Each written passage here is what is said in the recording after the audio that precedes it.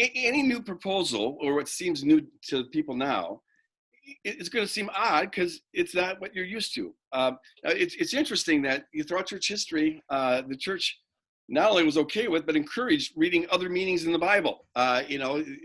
Traditionally it's a sensus plenior, it's called. And there's an abundance of meanings in Scripture, and so they were used to reading. But when it came to the violent portraits of God, there could be allegorical elements there, but insisting that actually happened became very, very important because after Constantine, it was very useful to have a violent God.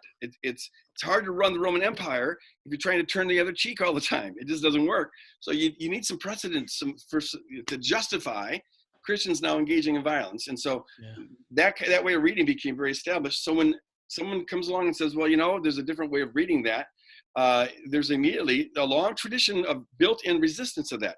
But it's no different than really when you say that the eyes of the Lord roam the earth. No one struggles. How literal is that? I don't see any eyeballs running around. But we instinctively know that this isn't meant to be literal. The meaning of this is found in some other area other than literalness.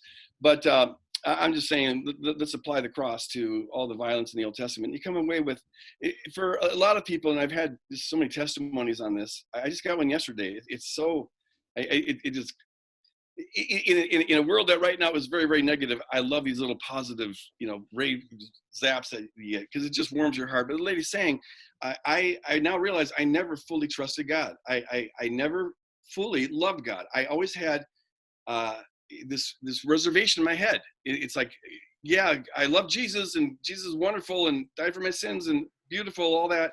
But once upon a time, God slaughtered a bunch of an entire population almost.